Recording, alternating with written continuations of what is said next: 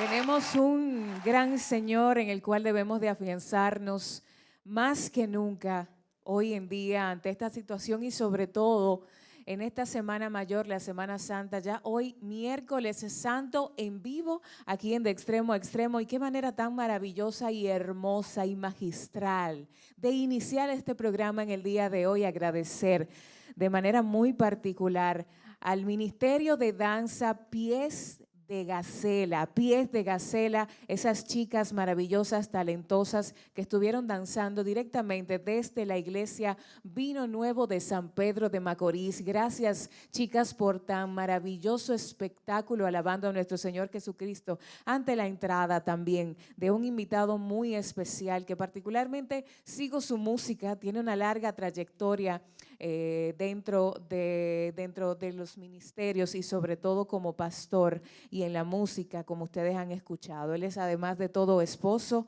padre, compositor, productor musical y obviamente pastor principal del Ministerio Internacional Restaurando Vidas. Qué gran honor y privilegio y bendición sobre todo contar con Felcy Jones con nosotros. Bienvenido, pastor. Wow. Para mí es más que un privilegio estar con ustedes. Muchísimas gracias. Amén, amén. Felcy Jones, bienvenido a la Casa de la Música. Hoy sí, yo sé que la Casa de la Música se condecora como una verdadera y real casa, pero de alabanza. Las personas que tienen poco conocimiento de la Biblia, del Evangelio específicamente, quizás no saben que la alabanza son ministerios. El Evangelio tiene muchos ministerios y usted tiene, vamos a decir, el placer de que Dios le haya dado no solo ser pastor para orientar sus ovejas, sino también el talento de alabar. ¿Cuándo se dio cuenta este pastor? Porque eso también se estudia. ¿Cuándo se dio cuenta este pastor que poseía este don tan grande de comunicarse con Dios a través de la alabanza? Literalmente fue una gracia que se expuso de manera progresiva. Te cuento que la primera vez que intenté cantar en casa, mi mamá y mi hermano me dijeron, váyase al patio, boca de burro. O sea, que no fue un asunto que nació de una escuela, ni tampoco nació de un instituto. Fue una gracia que el Señor pues desarrolló en mí, porque un día escuché cantar a uno de esos intérpretes de antaño, Estanislao Marino. Escuché su música y al escucharle me motivó, sobre todo una canción titulada Yo quisiera que tú comprendieras la misericordia del Señor. Me llamó la atención y a partir de ahí, pues ese día le dije a mi mamá y a mi hermano, ustedes van a tener que pagar para verme. Me fui a la iglesia y en un acto de fe duré 3 días en lo que se llama un retiro, un ayuno sin comer, sin beber. Le dije al Señor, ponme la mano en la garganta y afínamela. Yo no sabía lo que eran las cuerdas vocales, yo no sabía lo que era la respiración, lo que eran los asuntos craneales, ni diafragma. Yo solamente le dije, afíname la garganta.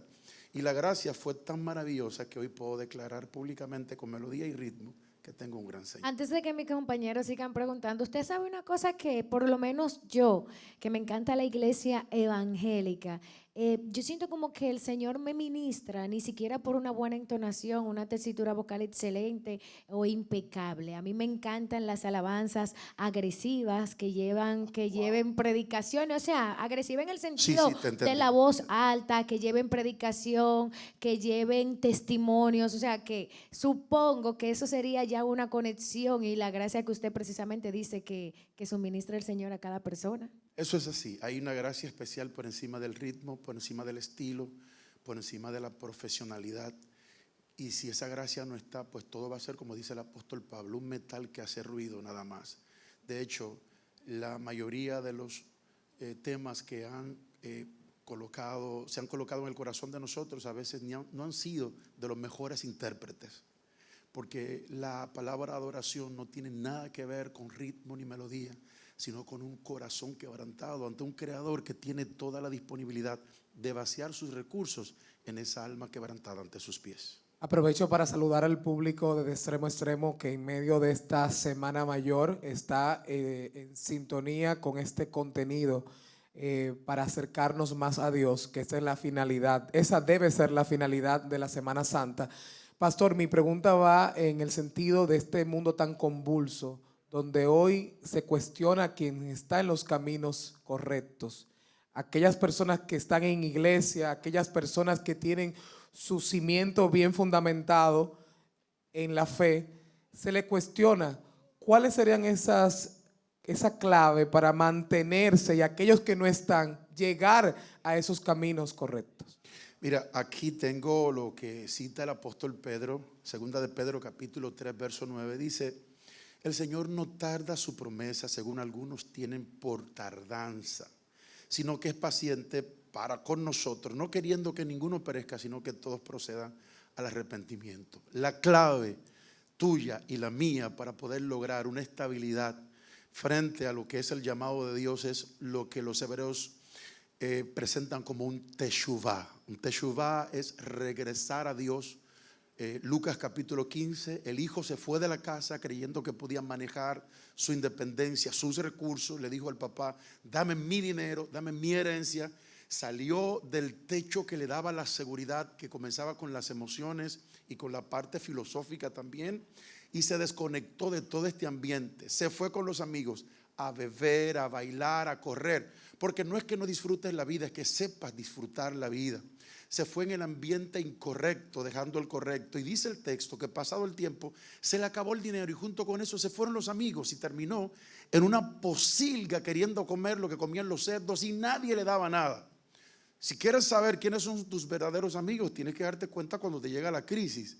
Se lo bebieron todo, se lo comieron todo, y en el momento donde su alma colapsaba lo dejaron solo. Y él dijo: regresaré a casa, teshuvá, volver al origen. En la casa de mi padre, aún los que no tienen la firma de hijo tienen abundancia de pan, y yo aquí perezco como un pordiosero. Regresó a casa y en su casa encontró el anillo, el vestido, el calzado y una purificación. O sea que el recurso es volver a Dios. Amén, amén. Pastor, en estas ya que 2 semanas casi, donde el pueblo dominicano y muchas personas se han cuestionado más que nunca el tema de por qué Dios hace las cosas y el propósito que tiene para ello. ¿Cómo decirles a esas familias que están pasando por cualquier proceso y sobre todo aquellas que perdieron a sus familiares en la tragedia de la semana pasada, que todo en algún punto tiene un propósito?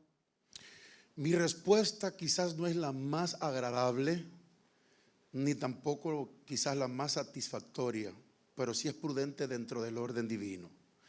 Dios está en el mismo lugar cuando Cristo estaba en la cruz deshidratado, que los científicos han probado que pudo haber sufrido un paro cardíaco después de tantas bofetadas, después de clavarle una corona de espinas en la sien, después de traspasar sus manos y sus pies, traspasar el costado.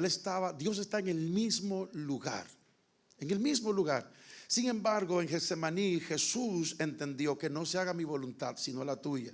Muchas veces la voluntad de Dios no viene en cajas con papel de regalo bonito. Muchas veces la voluntad de Dios llega diciéndole al profeta: vete al prostíbulo y cásate con la ramera, o ándame 3 años y medio con los glúteos afuera. Hay momentos que la voluntad de Dios incluye la muerte. Lo que pasa es que nosotros tenemos a Dios como un centro asistencial de emergencia, una cajita segura, que cuando tengo el agua en las narices, Dios mío, ayúdame. La pregunta es: durante tus 40 años que nunca tuviste la necesidad de tener el agua en las narices, ¿dónde estaba Dios? Que yo no veo en la cámara, en la televisión, el programa, que tú saliste a decir: Dios me dio un Lamborghini, Dios me dio un Ferrari, Dios me dio una familia, tengo 3 hijos, tengo una hermosa esposa. O sea, solamente en los últimos 3 segundos de tu vida, o los 10 minutos de tu vida, donde pasa algo que durante toda tu existencia nunca existió la voluntad de Dios para que alguien llegue a una catástrofe. Porque el texto dice claramente: mas Dios muestra su amor para con nosotros, en que siendo aún pecadores, Cristo mostró su amor muriendo por nosotros. No éramos dignos de esta redención. Cuando nos llegó, estábamos muertos en nuestros delitos y pecados. Entonces, hay un hombre en la Biblia que ustedes lo conocen, que se llama Job, que se le mueren 10 hijos, le roban los camellos, le roban las ovejas, le roban todo, y de repente hay una mujer que le está diciendo: ya ríndete y entrégate a Dios. Y él dice: mujer, ¿cómo es posible que yo voy a recibir todo el bien que Dios me dio y no voy a tener la resiliencia para resistir el mal que también viene de Él? O sea, Dios nos dio a nosotros la capacidad de ser resilientes. Y República Dominicana ahora le toca no cuestionar. No es un tiempo para cuestionar, es un tiempo ahora para Ahí voy, reincorporarnos. justo. Usted acaba de dar en el punto que creo que en estos últimos días hemos escuchado gente que pertenece a medios de comunicación que dicen que han llegado a cuestionar a Dios. ¿Qué el ser humano puede cuestionar a Dios? Es imposible. Te lo voy a plantear muy fácil. En esta mesa están ustedes tres. Yo soy Dios. Ustedes están ahí porque yo primero hice el fundamento donde ustedes están cimentados ahora, valga la redundancia. Luego puse las sillas, ahí no había nada. Entonces yo decido poner 3 personas, a ustedes 3, hermosísimos. Ustedes son hermosos los 3. Los puse a los 3 ahí. Yo los diseñé con un carácter diferente. Les elegí los colores de la ropa y le puse todo. Si yo decido agarrar eso, desbaratarlo y no poner nada como estaba antes, ¿quién me puede cuestionar si yo soy dueño y señor de lo que yo creé? De hecho, el profeta Jeremías se asombra cuando el Señor le dice: va a casa del alfarero, y ve que la vasija se rompe y dice: wow. Y el Señor le dice: aguántate, no te vayas, espérate. Y de repente dice el texto que el profeta vio cómo el Señor tomó el mismo pedazo de materia y lo reorganizó y construyó la vasija que Él quiere. Nadie puede cuestionar al que es infinito. Él es el Ein Sof, el que nadie puede cuestionar. Nosotros somos finitos, Él es infinito, y por ende cuestionarlo sería caer en una transgresión pecaminosa.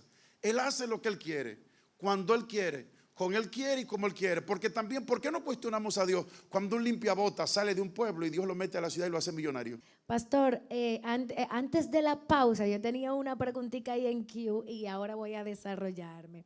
En este tiempo de agonía, en este tiempo de dolor, que bien lo dice la Biblia, mi pueblo perece por falta de conocimientos. Todo mundo es pecador.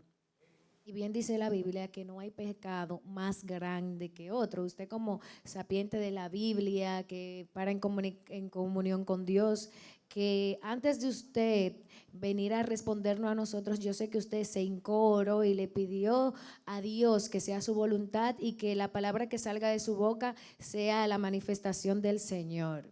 Yo tengo una pregunta un poco inquietante y quizás fuera de lugar para muchas personas, pero yo tengo el conocimiento de que, como ya dije, no hay pecado grande, todos los pecados son lo mismo.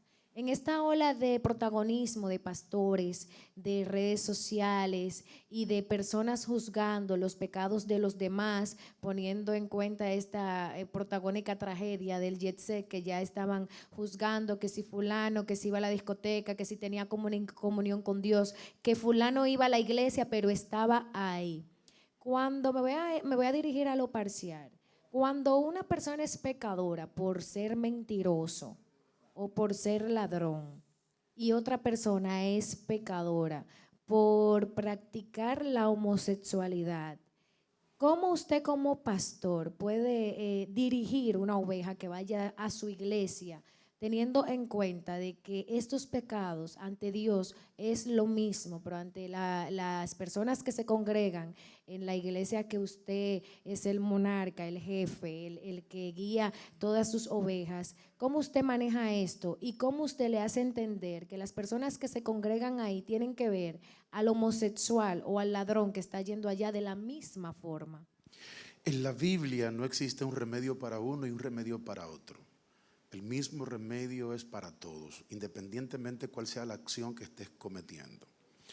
Nosotros como ministerio, nuestro trabajo es enfatizar cuando llega alguien cuál es el área emocional donde esa persona debe ser trabajada, orientada. Porque tú no puedes orientar a un futbolista igual que a un basquetbolista. Tienes que trabajar la orientación de la educación, de la restauración de esas personas en aspectos diferentes. Pero el arrepentimiento es la puerta por donde todos debemos entrar. O sea, no existe una puerta diferente para cada persona que comete una falta o un pecado. No, es la misma puerta. Jesucristo dijo: yo soy la puerta, el que por mí entra hallará descanso. Y Él no sectorizó el pecado. Ahora bien, los pastores debemos trabajar para orientar conforme a la necesidad que tenga la persona, porque no podemos juzgarlo a todos iguales a la hora de suministrarle el consejo o el alimento, porque cada diseño merece un trato diferente por esa parte, pero no tiene que ver nada en cuanto a la valoración del pecado presente. Y dentro de los pecadores que se dirigen a su iglesia, ¿cuáles son los más asiduos? Me refiero a niveles de pecado. Hay asesinos, hay ladrones, hay mentirosos y volviendo hay homosexuales. Entonces, de esto, ¿cuáles son más asiduos a arrepentirse del pecado? Llegan todos, llegan todos. Nosotros no tenemos una lupa para cuestionar a nadie. De hecho, no importa cómo se vea físicamente, nuestro trabajo no es juzgar la apariencia. Nuestro trabajo es trabajar con la intención del alma. O sea, yo no hago nada con cambiarte la apariencia y por dentro dejarte sucio, porque entonces te voy a llamar como Jesús llamó a los que se creían santos, sepulcros blanqueados. O sea, el trabajo de cada pastor debe ser con un nivel de conciencia preciso, en no trabajar solamente para orientar lo externo, porque lo externo es un asunto que viene por una temporada. Ahorita vi que ya son los pantalones anchos que se están usando de nuevo, pero hace unos meses atrás eran los tubitos. Por ende, si yo oriento a mi congregación de que este es el pantalón de Dios y que este no es el de Dios, de hecho esas telas ninguna vienen del cielo, la mayoría vienen de un sitio específico que incluso a veces hasta se lo sacrifican a ídolos. Por ende, yo no puedo suministrarle a la iglesia un sistema doctrinal que tenga que ver con cosas externas, sino basado en la palabra. Y la Biblia me enseña, Juan 3:16, de tal manera Dios amó a su creación que decidió despojarse de su Hijo amado, el Mesías Salvador, para que todo aquel que en Él cree no se pierda, sino que tenga vida eterna. Y creer va más allá que lo externo, tiene que ver con un asunto que trabaje con tu intelecto, con tus emociones y con tus decisiones. O sea, que mi trabajo no es trabajar, valga la redundancia, con lo de afuera, sino con lo de adentro, y cada quien tiene una necesidad diferente en ese aspecto. Pastor, ya para culminar esta maravillosa entrevista que en verdad nos hemos nutrido bastante aquí los muchachos y yo, y me imagino que también la gente en su casa, quiero preguntarle, basado en lo que está pasando en los últimos años y que ahora hemos visto como que se ha intensificado un poco el hecho del tener criterio propio.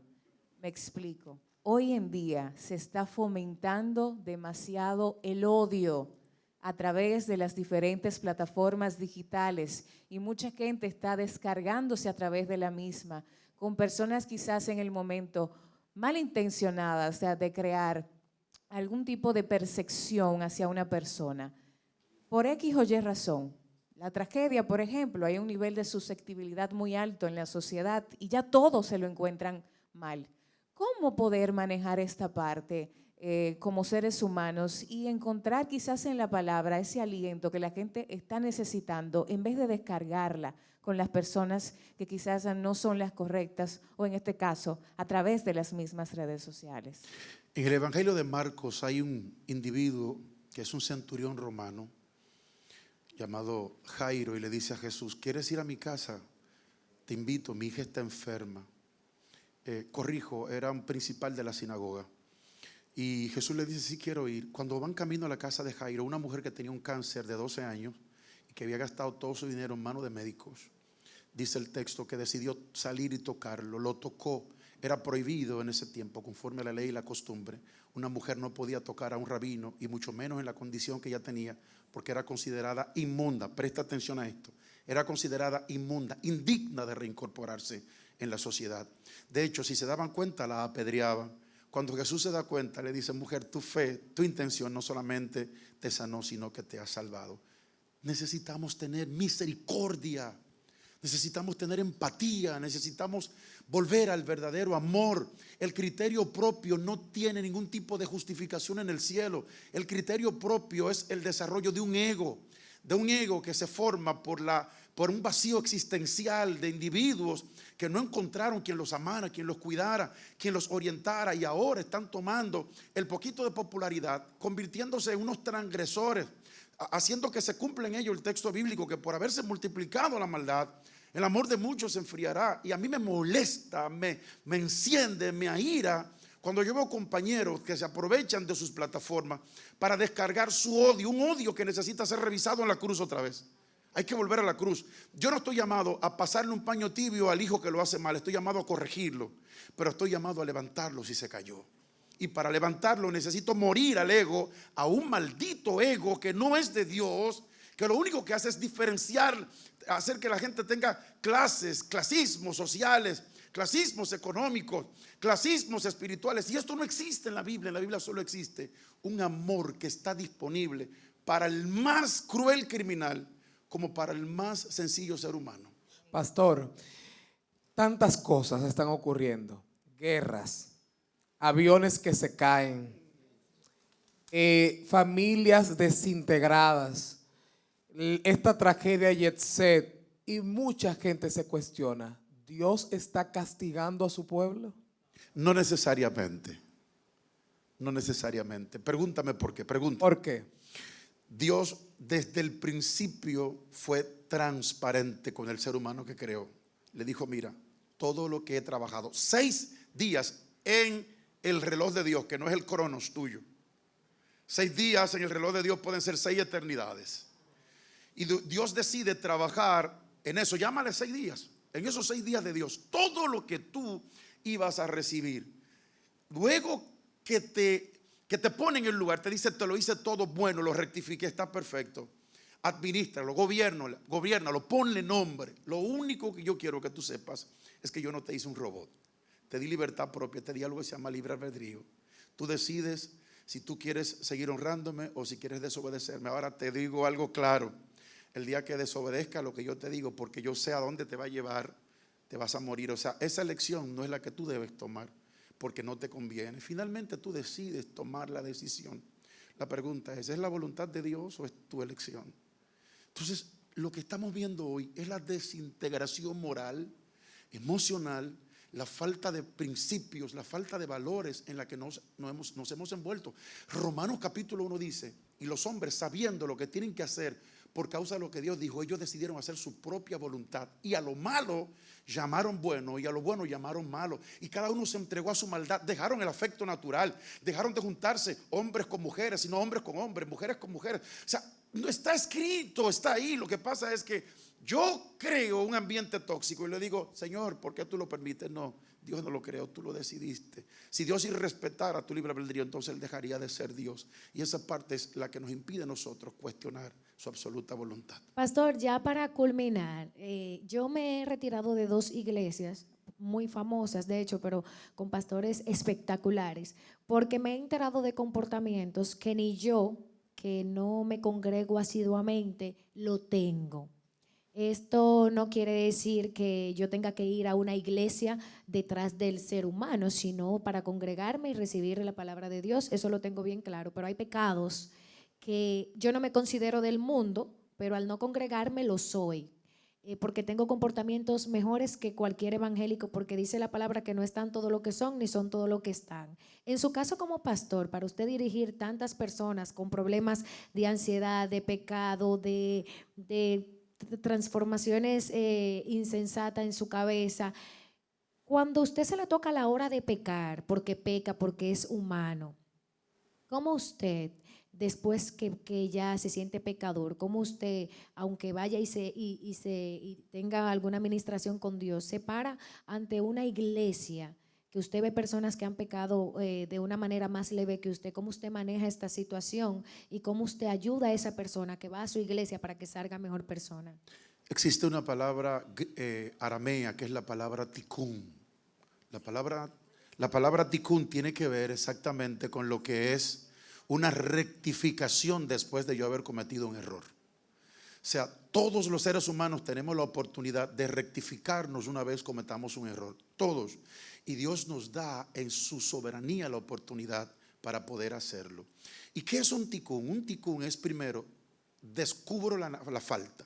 Estoy consciente de que la descubro. Número 2, me asincero conmigo mismo. Y número 3, entonces voy a la fuente donde existe la restauración. Y el texto dice, y el que peca y se aparta del pecado hallará misericordia, porque la sangre de Cristo nos limpia de todo pecado, porque el que se humilla será exaltado y el que se exalta será humillado. Ahí está el secreto, volver a Dios. Amén, amén. Pastor, muchísimas gracias. Ya lo escuchamos hablar, ya lo escuchamos obviamente cantar y yo creo que es el momento de que usted también haga lo que mejor también sabe hacer y es predicar. Y yo creo que además de nosotros, tanto aquí los que estamos en el estudio y los que están en casita, de disfrutar su música y disfrutar todas las preguntas y las respuestas que usted ha dado, debemos de escuchar una palabra de usted, porque de verdad que usted es grande, grande sobre todo porque usted a través de la palabra ha hecho cosas maravillosas. Recordar que el pastor Felsi Jones, además de ser padre, un gran esposo, compositor, productor musical, es el pastor principal del Ministerio Internacional Restaurando Vidas y ha estado compartiendo con nosotros aquí en De Extremo a Extremo unas palabras maravillosas de aliento. Continuamos con mucho más. Esta es la prédica de nuestro adorado pastor Felsi Jones. La República Dominicana es una tierra bendita por el Creador. La República Dominicana conmemora en esta temporada lo que se llama la crucifixión de Jesús. La República Dominicana conmemora un tiempo muy preciso en la Biblia. Sin embargo, en el día de hoy quiero hablarte desde mi alma. La intención de Dios no es solamente que la República Dominicana conmemore la muerte y la resurrección de Cristo. La intención de Dios es que la República Dominicana lleve la conmemoración a una acción práctica. ¿Y qué tiene que ver eso, Pastor Felsi? Dios no quiere que usted esté sencillamente recordando los hechos del pasado. Su intención no es que usted viva envuelta o envuelto en los milagros de ayer. Su intención es que usted valore lo que está plasmado en Juan 3:16, donde el Señor te dice: te amé tanto que envié a mi Hijo para que su muerte sea el camino que te acerque a mi voluntad. Entonces, Dios quiere que la República Dominicana deje de utilizar una liturgia sin fundamento, donde solamente para esta época nos acordamos que Cristo murió. No. La República Dominicana tiene que entender que ya basta de buscar los panes y los peces. La República Dominicana tiene que entender que ya basta de ir a buscar en la cajita aquel ungüento que yo necesito para tal necesidad. La República Dominicana tiene que saber que hay demasiado Dios para solamente buscarlo en una fecha específica. La República Dominicana tiene que entender que el Señor es su pastor. Por eso la organización secreta llamada la Trinitaria decidió enalborar en nuestra bandera Dios primero y luego la patria. Por eso está colocado en el centro de mi bandera el texto que dice: conoce la verdad y la verdad te va a hacer libre. Y la verdad es Cristo en persona. Dios quiere que la República Dominicana entienda que Él no está solamente para asistirlo en un momento X, no, sino que el Salmo 34:7 dice: el ángel del Señor acampa alrededor de los que le temen y los defiende. Dios quiere que tú vivas una vida consagrada a su temor. Aquí la palabra temor no es miedo, sino hacer su voluntad, respetar sus mandatos, porque el texto dice: si te caes como justo 7 veces Dios te va a levantar. Ahora, ¿de dónde cae el justo? El justo no cae de su impiedad, el justo cae de la justicia. Por ende, Dios te está llamando que vengas a Él. Y aunque venga, escuche bien, el valle de sombra y de muerte, el Señor te dice: no temas, porque mi bien y mi misericordia te va a seguir todos los días de tu vida. ¿Y qué quiero pedirle a la República Dominicana en el día de hoy? La República Dominicana entera, todos debemos pasar por el proceso de una anacainosis.